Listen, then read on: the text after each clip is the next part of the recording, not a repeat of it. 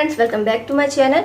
तो फ्रेंड्स, क्या आपकी कलाइयों में अकड़न होता है, दर्द होती है, तो फिर आप अगर इनको नॉर्मली समझ के इग्नोर कर रहे हैं तो आप बिल्कुल मत कीजिए, क्योंकि कलाई में दर्द होना वैसे तो आम समस्या है, लेकिन कई बार ये गंभीर बीमारियों के संकेत होते हैं, जिसकी वजह से आपकी कलाई में सूजन, दर्द या अकड़न होती है। तो अगर आपको ये लगातार रहती है तो फिर आपको सावधान होने की जरूरत है, आपको इसका ट्रीटमेंट लेने की जरूरत पड़ेगी। अगर आपको इसको इग्नोर करते हैं तो आगे आपके हाथ जो है खराब हो सकता है, यानी कलाई का मूवमेंट बंद हो सकता है। तो इसलिए जरूरी है कि वीडियो को पूरा देखें और जानें कि कलाई का दर्द आपका किस तरह का है और कब से है और उसमें क्या क्या दिक्कत हो रही है, ताकि आप एक अंदाजा पड़े कि आपका जो दर्द है वो सामान्य है या फिर किसी बीमारी का संकेत है।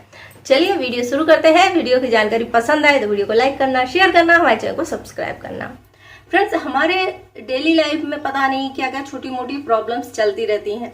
कभी बैक पेन, कभी नेक पेन, कभी हेड एक, कभी ये नेल इन्फेक्शन। तो इसी तरह की छोटी मोटी प्रॉब्लम का सॉल्यूशन वीडियोस में आपको मिल जाता है। वीडियोस को पूरा देखा कीजिए। तो फ्रेंड, आज की एक नॉर्मल सी प्रॉब्लम है, लेकिन आप इसको नॉर्मल कहते हैं, लेकिन कई बार ये गंभीर बीमारी का सिम्टम होती है। आज हम बात कर रहे हैं जो रिस्ट होती है, इस पर अगर आपको अकड़न महसूस हो रही है, मूवमेंट करने में दिक्कत हो रहा है और साथ में दर्द हो रहा है, तो ये नॉर्मल नहीं होता है। किन किन कारणों से आपकी कलाई जो है अकड़ती है? तो अगर नॉर्मली बात करें तो आप हमेशा सोचते हैं कि या तो चोट लग गई है या मोच आ गई है, इस कारण से आपके हाथ में जो है अकड़न है या दर्द है।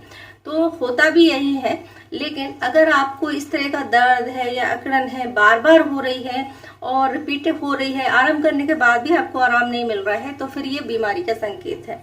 अगर आपको हाथ में जकड़न है, बहुत देर तक कुछ ऐसा काम कर रहे हैं या आपका जॉब ऐसा है जिसकी वजह से आपको कलाई में मोच आ जाती है, सूजन आ जाती है या मसल स्ट्रेच होती हैं, तो फिर आप थोड़ा आराम करके देखिए। अगर आपको आराम करने पर कलाई में जो दिक्कत है वो खत्म हो जाती है तो नॉर्मल प्रॉब्लम है। अगर नहीं हो रही है तो फिर इनमें से कोई ना कोई एक कारण होता है।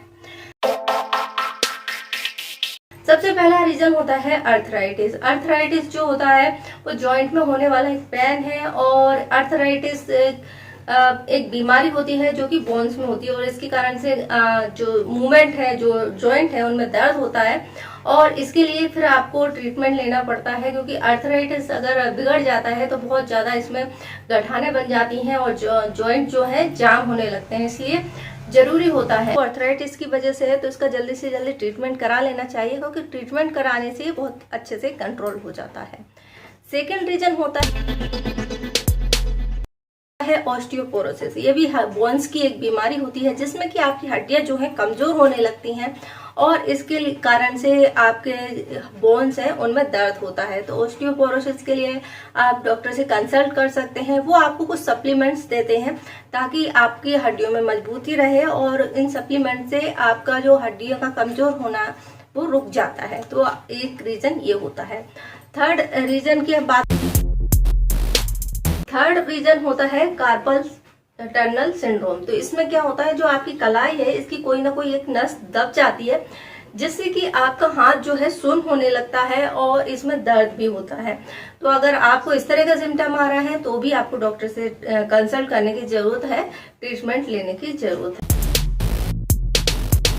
नेक्स्ट रीजन होता है गैंग्लियन सिस्ट। तो ये क्या होता है, जैसे कि मैंने कहा सिस्ट है, तो ये आपकी कलाई पर कोई ना कोई एक गठान उभर आती है, और इसमें क्या होता है कि जो गठान है कई लोगों में बहुत ज्यादा पेनफुल रहती है, बहुत ज्यादा पेनफुल रहती है, और कई लोगों में ये बिल्कुल भी पेनफुल नहीं रहती। तो अगर आपको इस तरह की कलाई में किसी भी तरह की सिस्ट बन रही है तो ये भी जरूरी है कि आप डॉक्टर से इसके लिए कंसल्ट करें।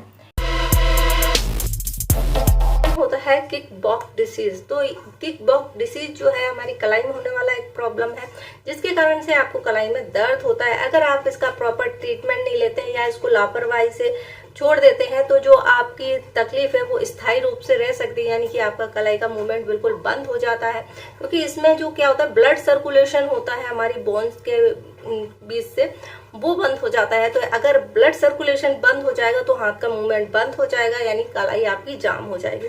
वैसे तो ये बहुत रेयर डिसीज है, पर ये कुछ केसेस में ऐसा भी देखने को मिलती है।